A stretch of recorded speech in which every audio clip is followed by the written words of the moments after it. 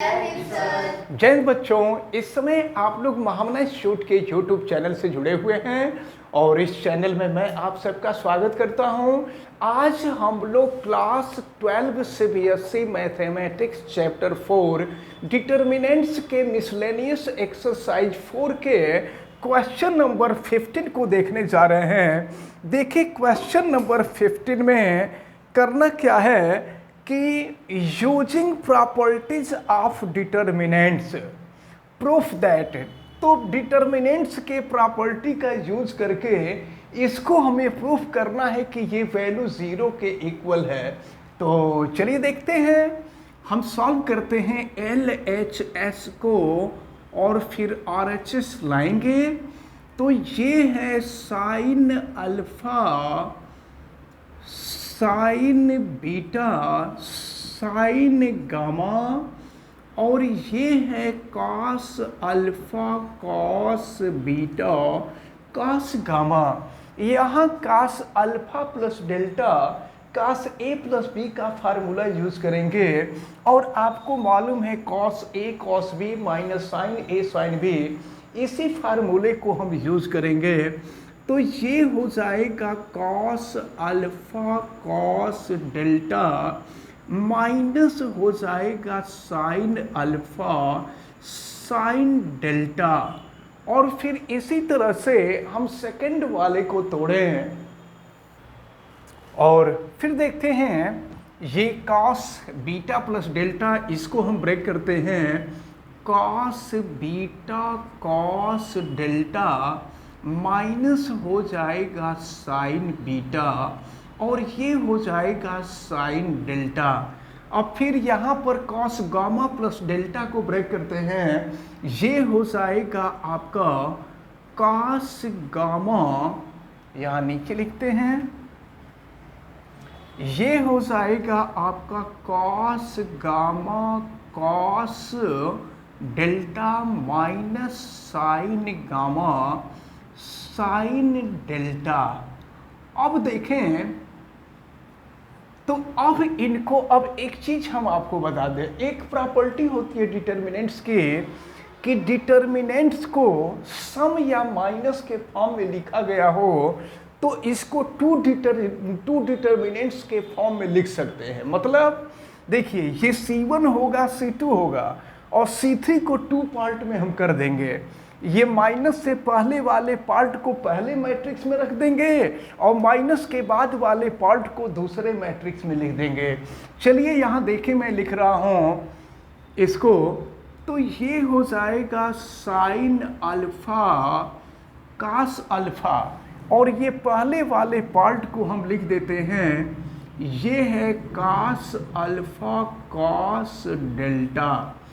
अब इसके बाद ये हो जाएगा आपका साइन बीटा कॉस बीटा और फिर ये हो जाएगा कॉस बीटा कॉस डेल्टा और फिर ये है आपका साइन गामा कॉस गामा और ये हो जाएगा कॉस डेल्टा और कॉस लैम्डा।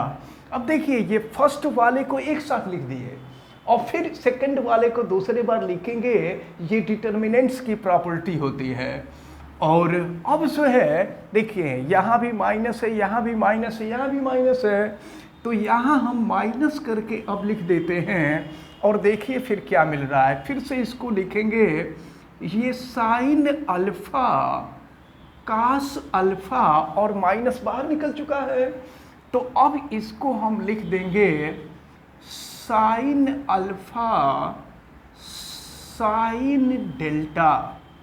फिर ये हो जाएगा आपका साइन बी, सॉरी, फिर इसको हम लिखेंगे, ये है आपका साइन बीटा कॉस बीटा और फिर ये बाद वाले को लिखेंगे, ये है साइन बीटा साइन डेल्टा और फिर ये है आपका साइन गामा कॉस गामा और फिर ये हो जाएगा आपका साइन गामा साइन डेल्टा।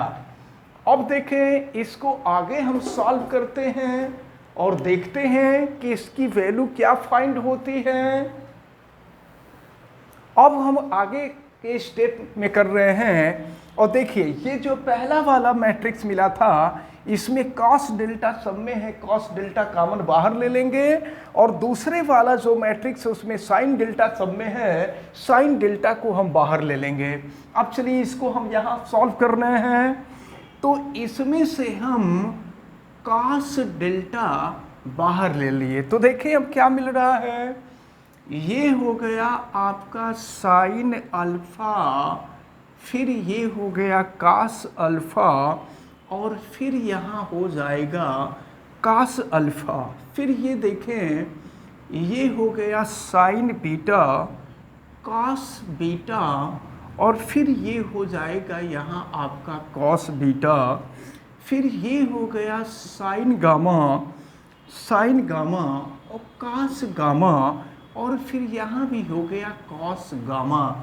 अब इसके बाद हम यहाँ पर देखें ये सेकंड वाले को, इसमें से साइन डेल्टा हम कॉमन ले लेते हैं, तो अब देखिए कि क्या मिल रहा है, साइन डेल्टा कॉमन ले लिए तो यहाँ मिल रहा है साइन अल्फा, ये हो गया साइन बीटा, ये है साइन गामा, और फिर ये हो जाएगा कॉस अल्फा, कॉस बीटा, और फिर ये हो गया कॉस गामा, और फिर यहाँ हो जाएगा साइन अल्फा, साइन बीटा, और ये हो जाएगा साइन गामा। अब एक बात देखिए, अब जो है मैट्रिक्स की एक प्रॉपर्टी होती है, देखिए मैट्रिक्स की एक प्रॉपर्टी होती है कि किसी भी मैट्रिक्स के दो कॉलम या दो रो के एलिमेंट इक्वल होते हैं तो उस डिटर्मिनेंट्स की वैल्यू जो होती है वो जीरो होती है।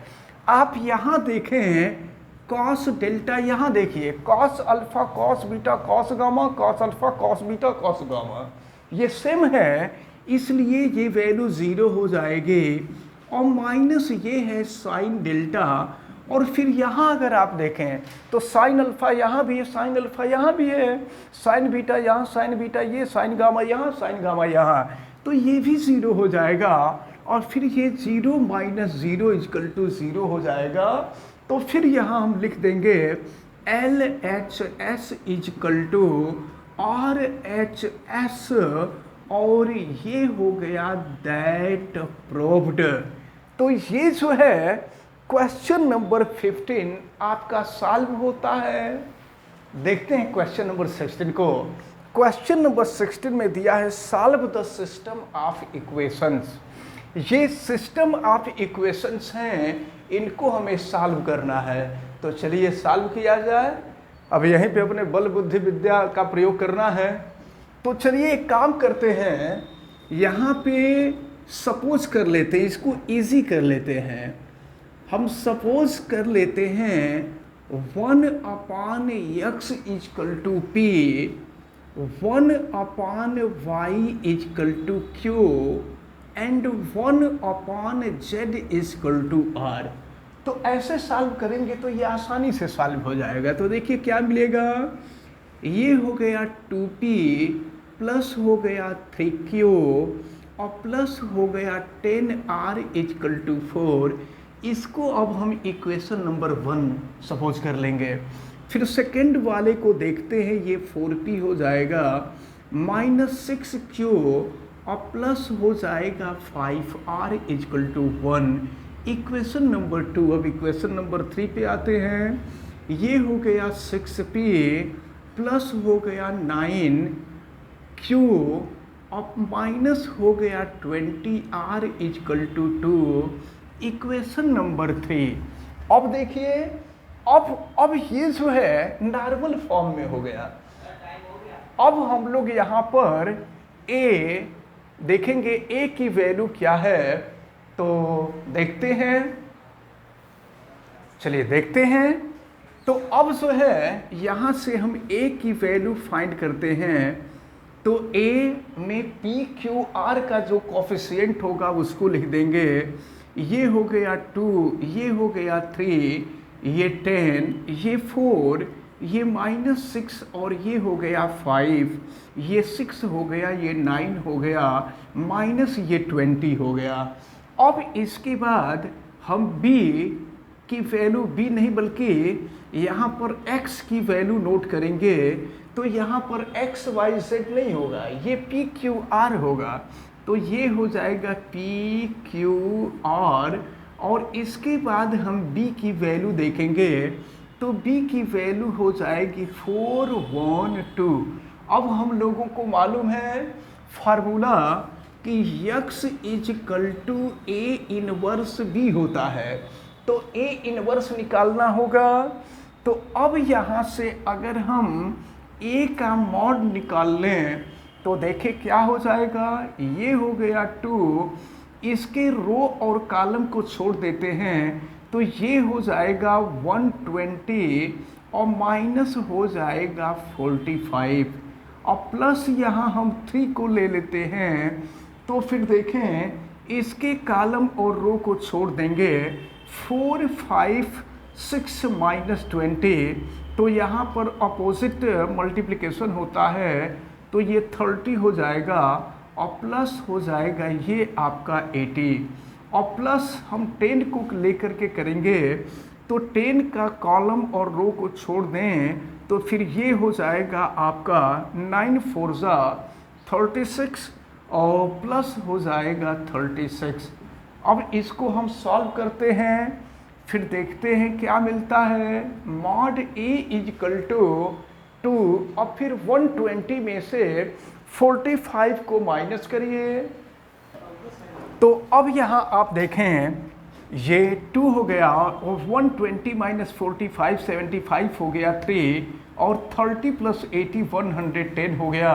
फिर ये 10 36 36 72 हो गया और फिर यहाँ पर 275 150 हो गया, 110 इंटू 3 330 हो गया और फिर ये 720 ऐड करेंगे तो 1200 हो जाएगा। और आप देख रहे हैं कि mod a is not equal to 0, it means a inverse is exist. अब नॉर्मल मेथड से जैसे हम a इनवर्स याद करते थे, आप a इनवर्स फाइंड करेंगे और जब a इनवर्स निकल जाएगा तो b की वैल्यू आप देख रहे हैं a इनवर्स का b में मल्टीप्लाई कर देंगे तो राइट की वैल्यू निकलेगी और यही वैल्यू x के इक्वल होगी।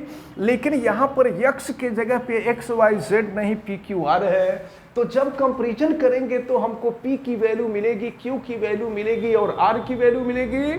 फिर p के जगह पे 1/x करके सॉल्व करेंगे x की वैल्यू, कि q के जगह पे 1/y रख के सॉल्व करेंगे y की वैल्यू और r के जगह पे 1/z रख के सॉल्व करेंगे तो z की वैल्यू निकलेगी। तो इस प्रकार ये क्वेश्चन थोड़ा सा लेंदी जरूर है लेकिन आप करेंगे तो ये सॉल्व हो जाएगा।